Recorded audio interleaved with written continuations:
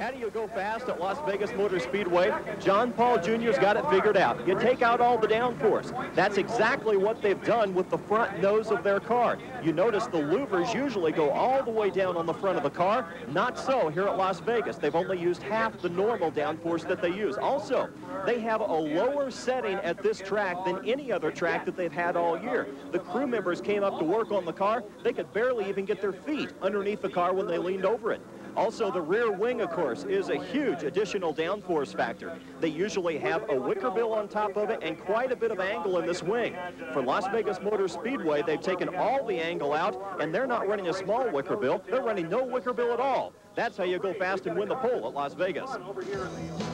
As we take a look at the World Sports Car point standings, an 8-point margin between Elliott Forbes-Robinson and James Weaver. Butch Leitzinger in third, Rob Morgan and Eduardo Dibos round out the top 5. And as we look at positions 6 through 10, it's Jim Pace, Jim Downing, Wayne Taylor, Eric Van de Poel, and Barry Waddell. Now, you heard Stephen talk about, as you see the pace car pulling out, the pole sitter, John Paul Jr. And what a comeback. This is his first race since his crash, if you remember, back in the month of May at the Indianapolis Motor Speedway.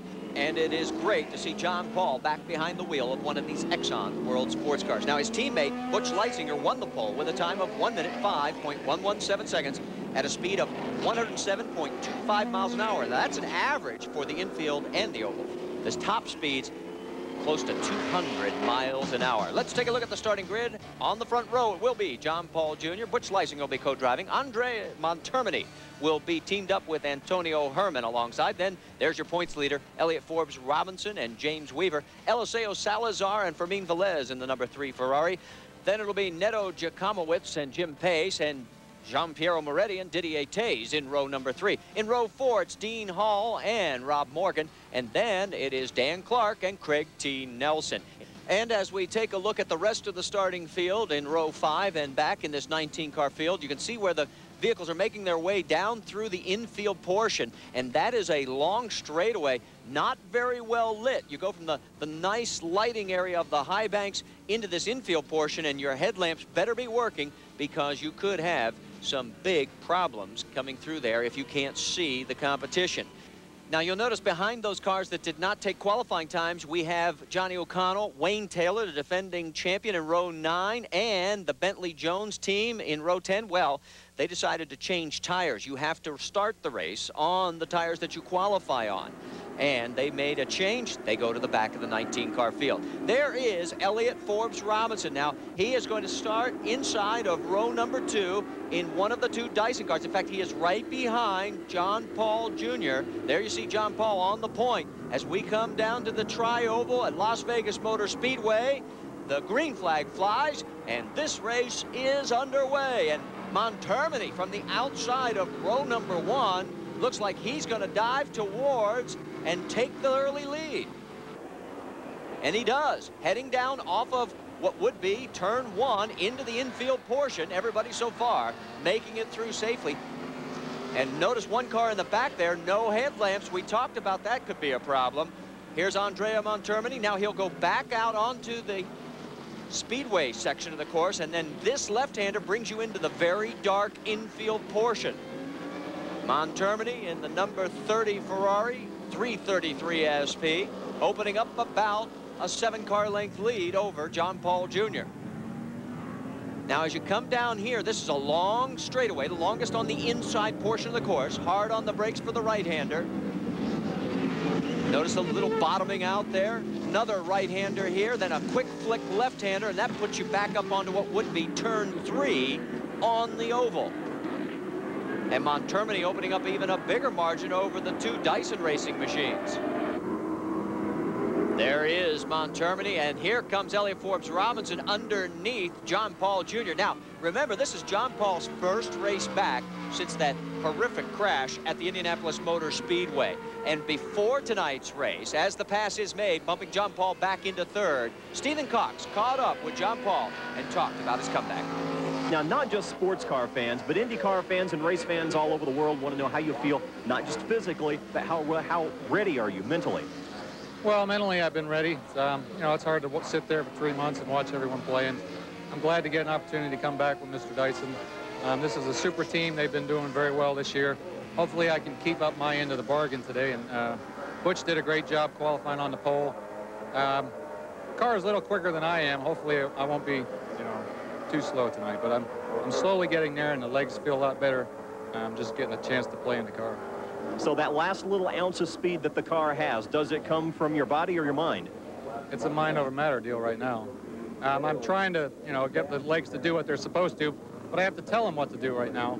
So it doesn't flow like it should. It hinders your performance a little bit. Hopefully it won't be too bad.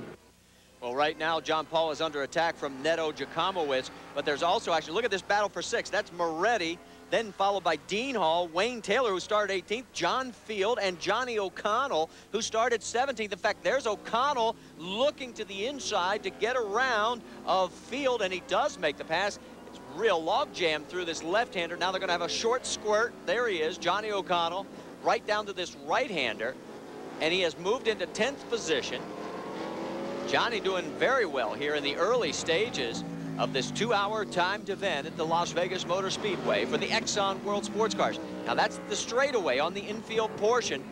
And again, these cars lined up, and yes, I know it's hard to see them when they're on the infield portion, but right there you can see the number 8 in its day glow as O'Connell is putting pressure on the 17 of John Field.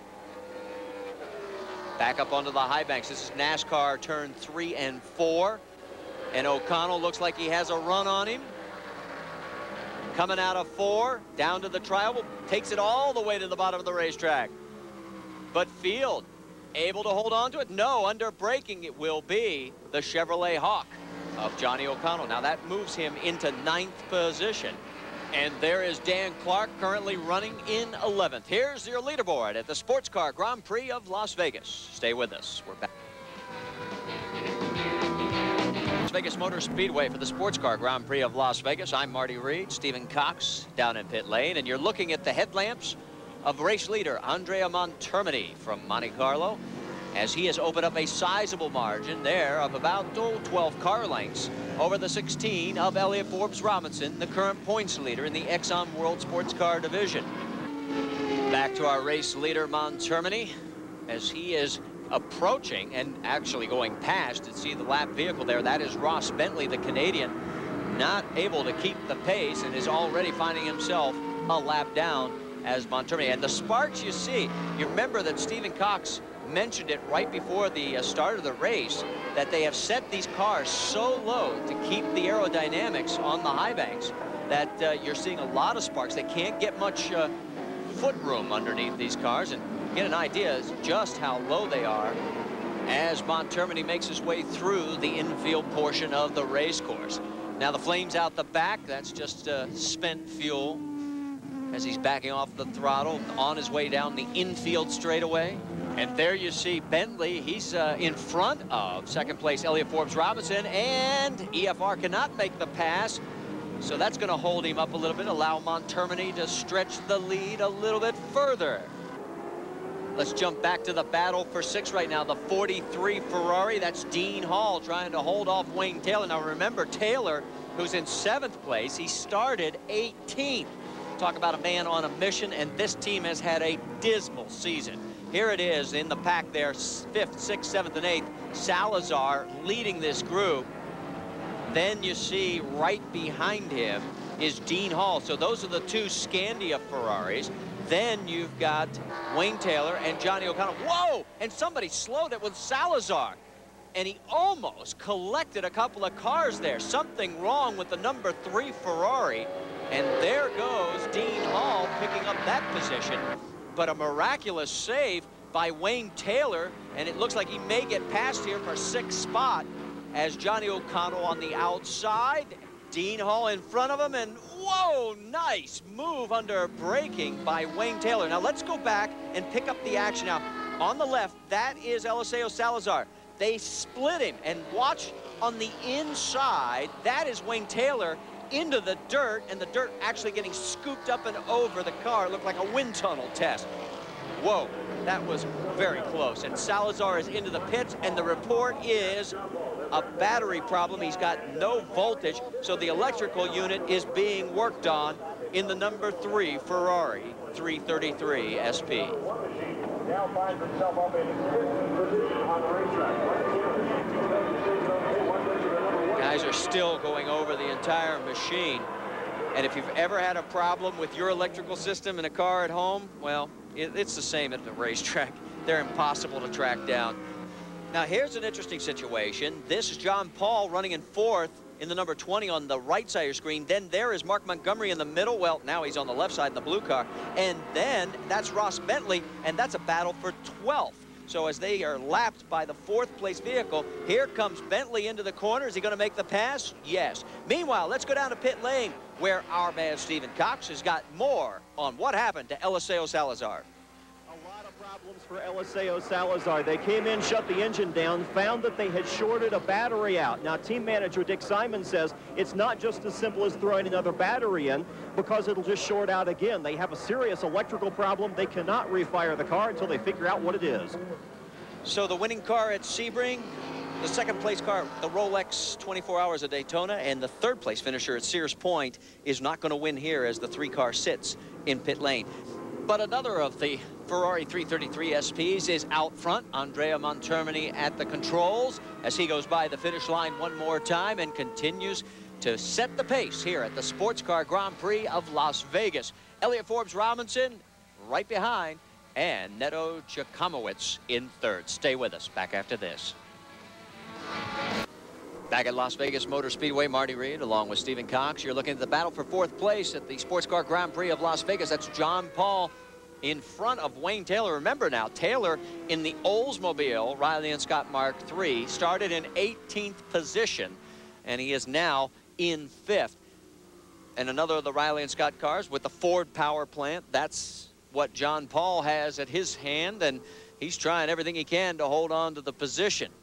Remember what John Paul said before the start of the race. He feels like he's retraining that left foot as far as when to operate the clutch. And whoa, look out. Wayne Taylor has to get on the binders to keep from running into the right, or should I say left rear quarter panel of John Paul's Ford as they make their way into the infield portion. They've got lap traffic in front of them.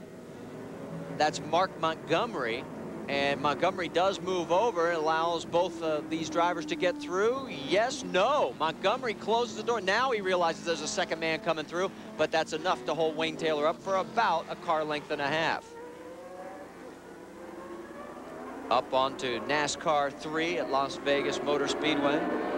See if you can tell the difference between the Ford V8 and the Oldsmobile power plant. Whoa, Taylor looked towards the inside. John Paul shut the door again, heading down towards turn 1. Under braking, that's Paul Debin in front of him. He is lap traffic as well. Looks like one of the cones is out in the middle of the racetrack there. Debin realizes 2 faster cars are coming by. He makes way, and the battle continues for 4th. John Paul a little bit wide through that corner. Now the right-hander on the infield. Wayne Taylor staying right with him. On to the infield straightaway. If you come off of this corner and can get a shot, there is a braking zone coming up right about here, but not this time for Wayne Taylor. He'll have to stay in lockstep right behind the number 20 Dyson machine of John Paul. Gets very close, coming up onto the oval in NASCAR turn 3. Which car has more horsepower? Right now it looks like it's the Ford of John Paul. But here comes Wayne Taylor, drops down on the low side of the apron. Doesn't have enough though. And another lap where it will be John Paul. Whoa, but under braking, look at the move as he locks him up. And a great daring pass by defending Exxon World Sports Car champion Wayne Taylor. And he immediately starts to pull away from John Paul. Meanwhile, back in the pits, this is the number 3, Eliseo Salazar, and he is pulling back out onto the racetrack. So obviously the electrical problem is fixed, or at least this team hopes so. Meanwhile, let's check back in with Andrea Montermini, the race leader. He's got lap traffic in front of him. That is John Field. Field in the number 17. That's an Oldsmobile Courage, and he has put another lap down. Meanwhile, while we're watching the race leader, let's go back to pit lane with Stephen Cox. All kinds of problems continuing now for Eliseo Salazar's car. Dick Simon, what happened? Well, it appears that the alternator has quit working. They thought they had it fixed because it showed charging here. As Eliseo went out of the pits, he said, now it's not charging anymore. Now, did you have to replace the battery and fix the wiring? Yes, we replaced the battery, but with the alternator not charging, it's a matter of time. So he's bringing it back in. In fact, Dick, get your guys ready because he's on pit lane, and Eliseo Salazar is pulling to a stop. A racer and a race team's frustration when you can't compete with the front runners. Now, while all this has been going on, there's also problems for Neto Jakamowicz, and you can see him there. He is slowing also. They're reporting a problem in the number 4 Oldsmobile Mark III, and he has just been passed by the 16 of Elliott Forbes-Robinson, and you can see there's smoke coming out of the back of the number 4 car. Meanwhile, we'll keep tabs on that while Elliott Forbes-Robinson pulls away. EFR, remember, is the points leader right now in the 1997 chase. Oh, and John Field decides to take a little agricultural step, but he's getting back underway, and no worse for the wear. Meanwhile, take a look at our leaderboard. Wayne Taylor's moved from 18th to 3rd. Johnny O'Connell from 17th to 5th. Stay with us. Back at the Sports Car Grand Prix of Las Vegas at Las Vegas Motor Speedway, Marty Reed and Stephen Cox, and you are watching John Paul pull into pit lane. We're going to have a driver change. Now, he has dropped back to 5th place, but John has done exactly what the lead driver needs to do in these two-man sports car events. Keep your car in contention. He is on the lead lap, maintaining the speed limit down pit lane, and now he'll turn it over to Butch Leitzinger, and it'll be Butch's job to catch the leaders and take the car to victory. Leitzinger, remember, put it on the pole in a time of 1 minute 5.117 seconds. It's about 0.3 of a second quicker than Montermini. And you can see he is strapping in and getting ready to take his turn behind the wheel. Now, the thing to remember also about these pit stops, this isn't like Formula One where it's 7 seconds or even Winston Cup. It's usually determined by the fuel, but they have got this fuel topped off, and it is a little bit of a slow change as far as Butch Leitzinger getting it back out onto the racetrack. They gave up about an additional 4 seconds there as he makes his way back out on the race course. But remember, everybody else will have to stop and make a driver change as well. Oh no, Johnny O'Connell slowing out on the back straightaway, and look, he's got that left front locking up, which usually means he's got a tire down in the right rear. Something broke in the right rear as he has pulled to a stop, and he is out of this race. He had moved up to 4th after starting 17th. Meanwhile, Andrea Montermini continues to set the pace in the number 30 Ferrari 333 SP as he has led from the very start of this event. The high point for this team was Lime Rock back Memorial Day weekend. They won the event. The low point had to be Sears Point. Montermini put it on the pole, and the very first lap, Antonio Herman crashed out of the event. They finished 19th. Word is he is going to be pulling into pit lane this time around, so Andrea Montermini will be getting out of the car. Antonio Herman will be getting back in. Multiple pit stop race. They could make 2 driver changes. Theoretically, it's up to the strategy of the team. He gets the speed under control, makes his way down towards pit lane. As he is there, there is Antonio Herman, and Stephen Cox is there as well. Stephen? Andrea Montermini comes into the pits running excellent laps, and crew chief Kevin Dorn says they don't want to change the handling of this car one bit. The same tire stagger goes on, the same tire pressure goes back on, and they're going to go back out with an identical setup. Now, Antonio Herman goes into the car, and Andrea Montermini, former Formula One shoe, is running excellent laps at over 107 miles an hour, one of the quickest drivers out there, and he has helped Herman get buckled into the car. They're taking on standard fuel loads, they're taking on a standard tire set all the way around the car. Antonio Herman gets final instructions and some help from the crew getting buckled in. That's one of the things that takes the longest, to get the secondary driver into the car, get him comfortable, and able to take the car back out as quickly as possible. That's where most of the time is spent. The fuel hose should be coming out any second now. The engine refires, and Antonio is ready to go. All right, Stephen, again, fuel. They are putting on a full load, and Antonio Herman back out underway. Now, he'll be the first to tell you he's not as quick as Montermini. We'll see how well he does in the darkness of the infield, where Elliott Forbes-Robinson, our new leader, finds himself right now. EFR, as you look into the background there, you'll see that is the number 8 of Johnny O'Connell. That's the runoff area. He is out of the way. That's why there was no need for a yellow. As you see, the 16 of EFR up onto the high banks of NASCAR's turn 3 and 4. Now there is Antonio Herman. Now he is going very slowly at this point. They have dropped back to 6th place as a result of the driver change, but I don't know if that's cold tires or night vision problems, or if there's a problem with the race car. But he is going extremely slow through the infield portion of this track, Montermini, and there is the 27 car. Now that is Didier Taze and Jean-Piero Moretti in that car. Moretti is also the owner of the 30 car, so they just go by, and that'll bump him back another position. Well, I'm trying to listen to see if there was any problem mechanically. It doesn't sound it. Maybe he is just trying to feel his way around the track this first lap since making the driver change. Stay with us. Back at the Sports Car Grand Prix of Las Vegas, you can see Wayne Taylor pulling into pit lane now. As he was making his way into pit lane, he had moved up to 2nd place, all the way from 18th. And there will be a driver change. Eric Van der Poel will be getting into the car. You can see each one has his own pre-fitted seat. And believe me, when you're sitting as long as they do, pulling as many G-loads as these guys do, you need that seat. Become very important. You can see the heat coming off of the brakes there as they have completed the tire change. Again, fuel will be the slowest part of the process. In fact, the driver change is complete. Van der Poel just tightening the belts up a little bit more, and he is ready to go. No, not yet. Don't do it yet, because if he pulls out, he's got a problem. Here comes Elliott Forbes-Robinson, our race leader, slowing down to make the requirement speed limit, as he will give way to James Weaver at this pit stop for our race leader. So the pit cycle is continuing here, and we'll have to wait and see where it all shakes out. Meanwhile, Antonio Herman still not running the laps anywhere near as quickly as Andrea Montermini.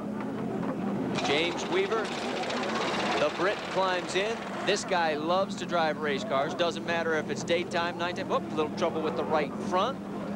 But again, remember, that's not as critical here because you've got to make the driver change, and the fuel flows at such a slow rate that allows you to be safe, secure, make sure that everything is on properly. In fact, the 4 tires, even with that minor problem, done. Now they're waiting for the fuel. James Weaver down. He's away.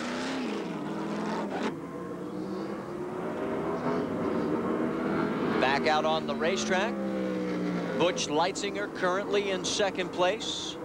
Rob Morgan right in front of him is running in 4th. So Morgan under attack right now as they have made their driver change.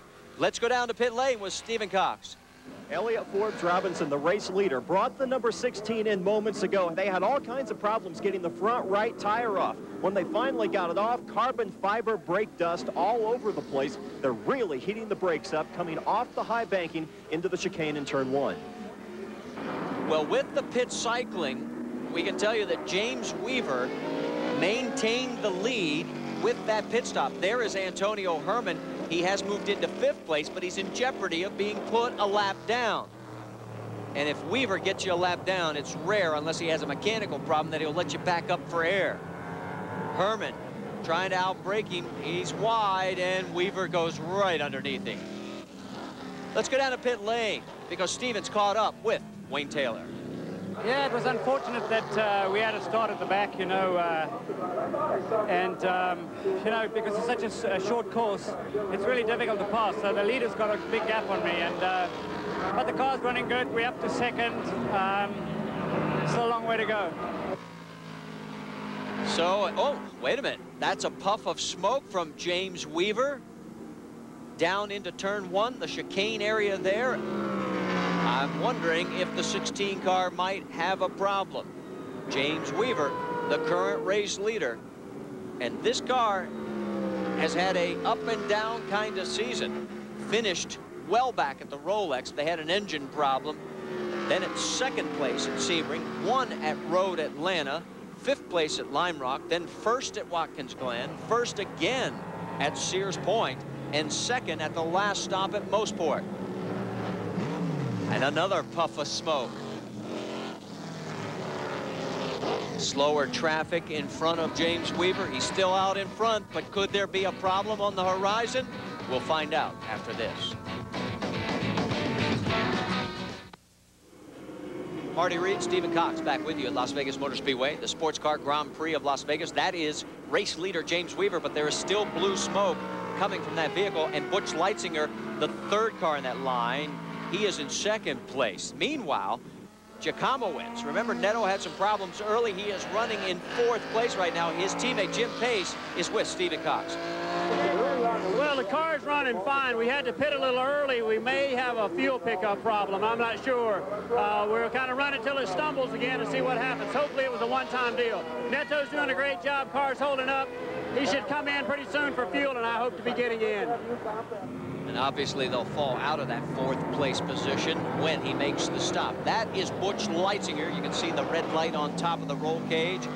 Leitzinger is closing in on James Weaver, so the drama beginning to unfold on whether or not the 16 Dyson Ford has a problem.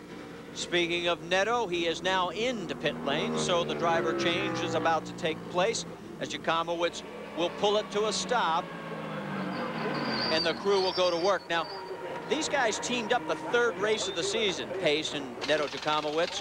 They had a pretty much of a dismal start at Road Atlanta, finished 15th, but came back with a nice third place finish at Lime Rock, then 7th at Watkins Glen, 5th at Sears Point, and unfortunately they had some problems at Moseport, the last stop on the tour, and came in 11th position. A little bit of a problem with the right front, but still not drastic. They are going to go a lap down here, and obviously are going to lose fourth place as they get the radio hooked up.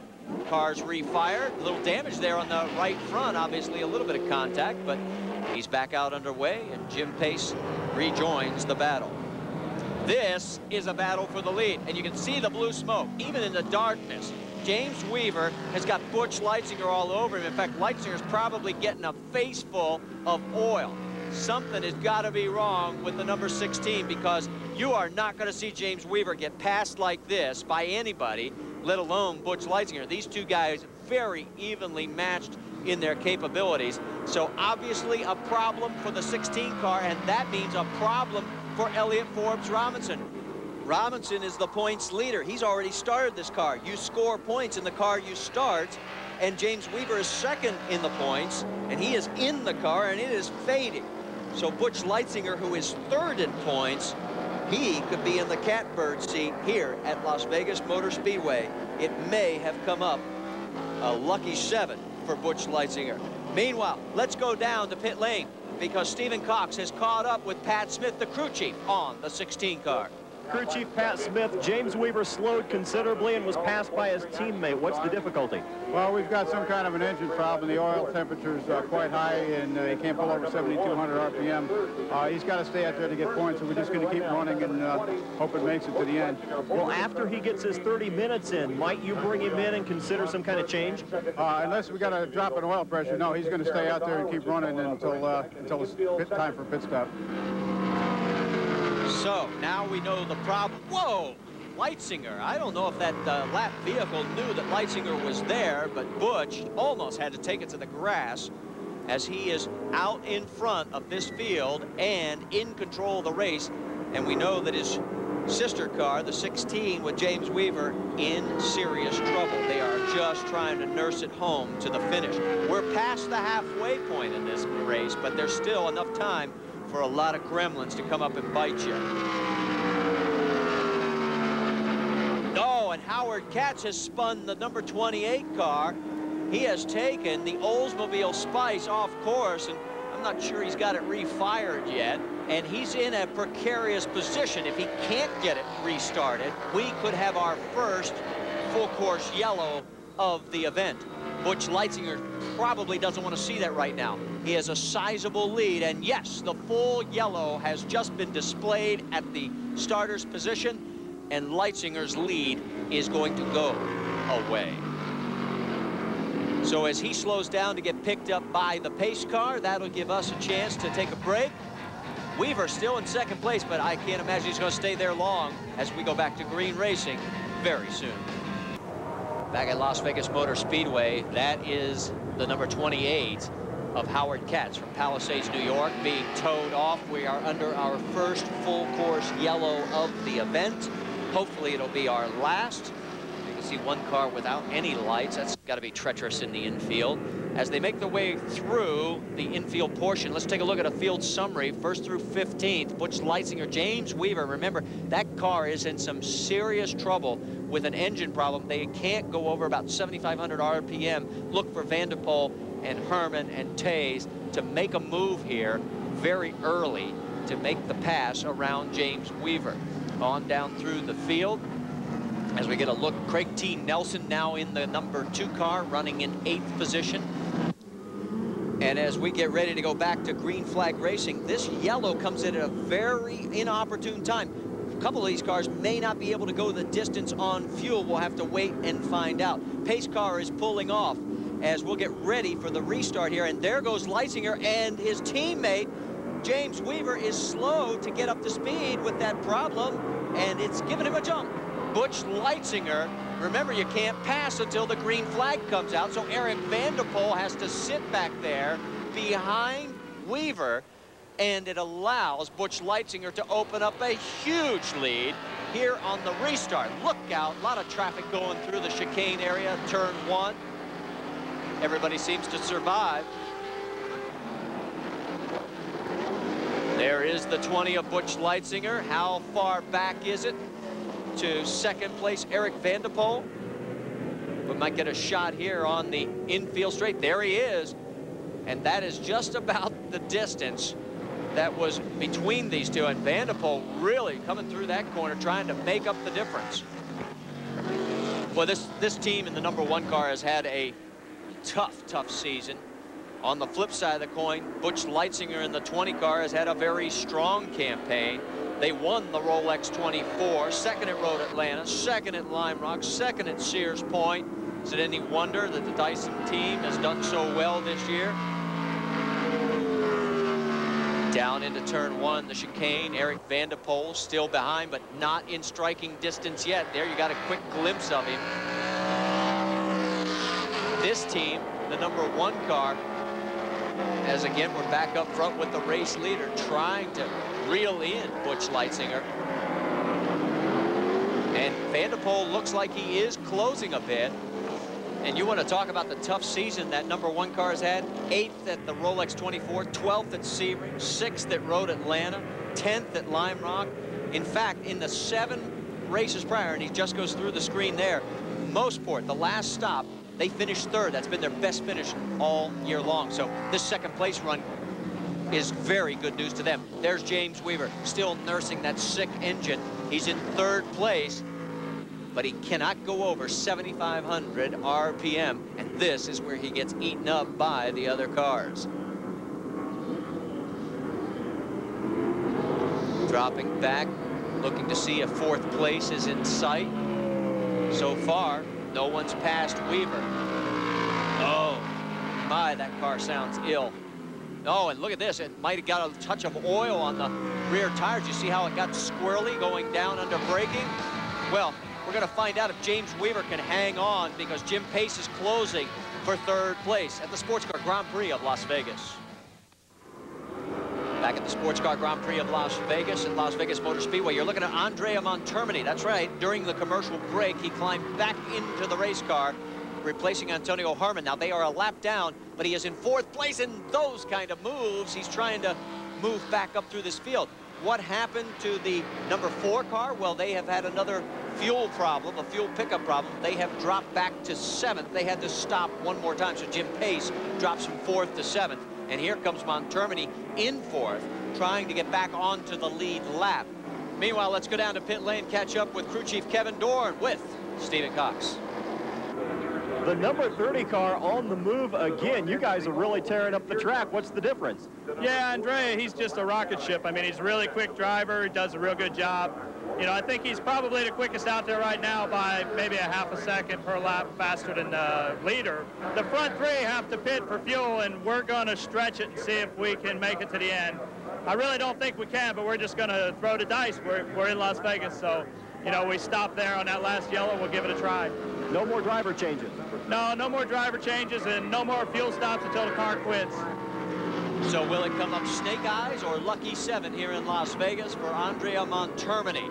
We do know that the leader has to pit one more time for fuel, and here he comes. Butch Leitzinger into pit lane. He'll stay in the car, and the question will be, will the team put on 4 fresh tires? Will they just give him fuel?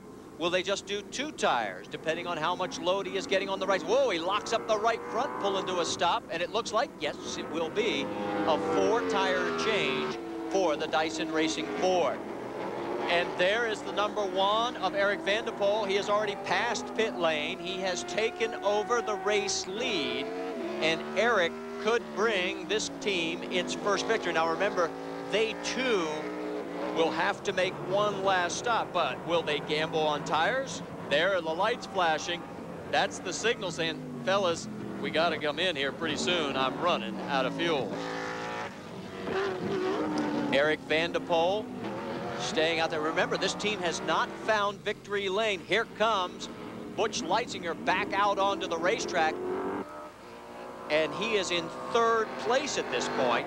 James Weaver is now in 2nd place with that sick engine at only 7,500 RPM. And these are the only 3 cars right now on the lead lap. Eric Van der Poel in 1st, James Weaver in 2nd, and this man, Butch Leitzinger, in 3rd. And Weaver here now coming into pit lane, so he will surrender 2nd place in the cycle of pit stops. And it's amazing that this car has been able to continue with that oil pressure problem.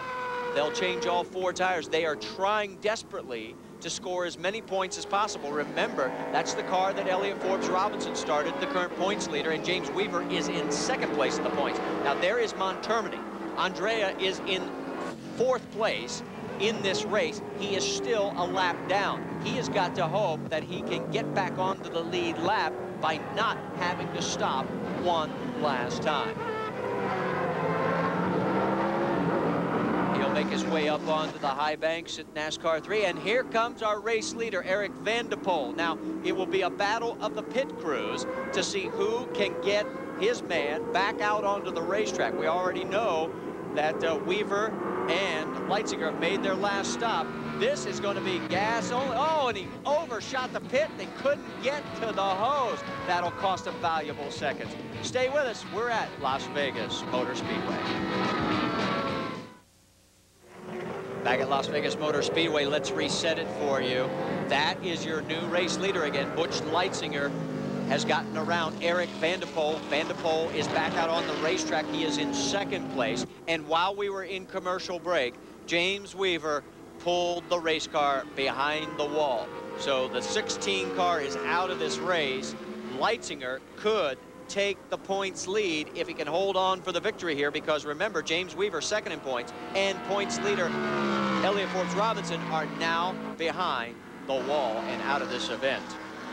What this also means is that there are only 2 cars now on the lead lap, the number 20 of Butch Leitzinger and then the number 1 of Eric Van der Poel. And remember, the 1 car has not found victory lane yet this season. And as we watch Leitzinger do his surgery out here on the racetrack, let's go down to Stephen Cox. He's caught up with James Weaver. It's been a long, tough night for you, James Weaver. Tell us about the difficulties you had. Did it start with the oil? We've basically just been losing oil pressure, really, I think probably from the end of Elliott's stint. And I was just limping along trying to get as many points as I could, but it's let go now. I think that's the first engine failure we've had in 2.5 years, really. Not so much the engine's fault, just continued problems with the heating? Yeah, the oil was getting too hot, and then we started losing oil pressure, so I think it's probably a systems problem rather than actually an engine problem. Either way, it's a problem that will cost James Weaver and Elliott Forbes-Robinson dearly in the points championship chase, because Butch Leitzinger, the man in third, it could end up scoring the maximum number of points. Remember, he also qualified on the pole, and here he is, the race leader, with about 3 laps to go. And as we pan back, you're still waiting for second place, Eric Van der Poel, to cross the line, and here he comes. So you can see just how big the margin is for Butch Leitzinger. He has got it on cruise control. I mean, he does not have to press from this point on. Also, one other car that we had to worry about pressing was Andre Montermini. In fact, there he is on the infield straight, and the question whether or not he can go the distance on fuel in his Ferrari 333 SP. He may have to come in for a splash. In fact, yes, he is slowing down and turning into pit lane. So what little chance he had of trying to get back on the lead lap, probably they realized, hey, this isn't worth it. We can't win this race at this stage with about 2.5 laps to go. So Montermini will bring it down pit lane, take on the splash of fuel, and bring it on home in third place. Now, there are 2 other cars just 1 lap down. That is the 43 of Dean Hall and Rob Morgan, and the 4 car of Jim Pace and Neto Jakomowicz. So they'll put the fuel in and send him, whoa, easy. Don't get into that gearbox too soon, as he almost stalled the car. Now he's back underway. Meanwhile, back up front, here comes your race leader, Butch Leitzinger. 2 laps to go. And a lot of traffic in front, and I guarantee you, Butch will take his time and pick his way here very delicately. Doesn't want somebody to make a mistake, racing for position elsewhere on the track and taking the win away from he and his teammate, John Paul Jr. You know, think of this. John Paul, in his first race back, does exactly what the team needs him to do after that horrific crash. As he said, he has to retrain his left ankle to do what he needs it to do, and here he is on the verge of being part of a winning combination in his first time back in the race car here in the Exxon World Sports Car Series. Leitzinger taking it easy. That's Craig T. Nelson right in front. Boy, Craig's got to be wondering what happened to the headlamps. He probably likes Butch back there, because he's got no headlamps for that infield portion. And this time by, as they're up into what is NASCAR turns 3 and 4, the number 20 car of Butch Leitzinger will be looking at the white flag, and he'll have 1 more circuit here at Las Vegas Motor Speedway. And Stephen Cox has caught up to his teammate in pit lane, John Paul Jr. Now, John, when we talked earlier tonight, when you took off from pole position, you said you weren't getting everything you wanted out of the car. It looks like you did a fine job. Well, I put us back in the 5th or 6th spot. You know, it was weighing on me heavily. Butch did a great job, and he deserved to win the race. He's pulling it out for us tonight. How's the legs feel after going the distance tonight? They're okay. They're just slow to respond. It's, you know, it's just something that's going to come with time, and it gets better the more I drive them. You know, they're getting better and they're getting a little stronger. Just a little bit, needed a little bit more today. Well, John, you did just fine, friend. I'll tell you, there isn't anybody on that team that's going to be criticizing that effort. This will be the 2nd victory of the year for this number 20 car, the 5th victory of the year for Dyson Racing between the number 16 and 20. And it will be Butch Leitzinger coming across the finish line first. He's got 1 more tri-oval turn to negotiate. Here he comes. Butch Leitzinger and John Paul Jr. will win the inaugural running as the crew celebrates the Sports Car Grand Prix here in Las Vegas. Lucky 7 tonight for Dyson Racing. Snake eyes for everybody else. Butch Leitzinger, the winner here at the Sports Car Grand Prix of Las Vegas, making his way around the racetrack, and there is the top 5. The best finish of the year for Eric Van der Poel and Wayne Taylor, a 2nd place run there, and Montermini and Herman finish in 3rd. There are positions 6 through 10, 11 through 15, 13th place for Elliott Forbes-Robinson and James Weaver. It is going to shake up the points drastically. Let's go down to victory lane. Here's Stephen Cox. Well, Butch, congratulations on a great ride. You guys really seem to have some breathing room tonight. Well, you know, actually, I wasn't really sure where the whole thing played out because we kind of staggered our pit stops differently than most of the rest of the guys. So when I came out, we were in 8th because no one else had stopped. And I had no idea if that was, if we were still going to be in good position or not. So I just went as hard as I could. And I think with the guys' great pit stop, we actually came out like 2nd then behind James. And then when James had that problem, I sort of lucked out and got the lead. Well, John Paul did a wonderful job for you guys to begin with, and he was kind of concerned that he wasn't getting everything he could out of the car. No, I mean, JP, he's the safest hands you could ever have. I love driving JP because every time we do, we have good results, so he can drive with me anytime. Talk about the car. Was it as easy as it looked? You really pulled out when you wanted to, it seemed like. Well, not really. When we put the new tires on, it didn't give us as big an advantage as I was hoping it might, actually. Once the tires got hot, they were just about the same. So when I went back out for my last stop, I wasn't really pulling anything on Wayne Taylor and Eric Vanderpool. So I was pretty worried when they would come out of the pits that they would get an advantage, but I guess they didn't change tires either. So, you know, we kind of held station the whole way around. Congratulations. Nice ride. Thank you very much. Take a look at the Exxon World Sports Car point standings. A new leader by 7, Butch Leitzinger over Elliott Forbes-Robinson. Rob Morgan jumped into 3rd, and James Weaver gets bumped to 4th position. So a major shakeup here in round number 8 of the 1997 campaign. And there is a very happy crew from Dyson Racing with their 5th victory of 1997. For Stephen Cox, I'm Marty Reed. Thanks so much for watching us. We'll see you next time we go racing on Speed World.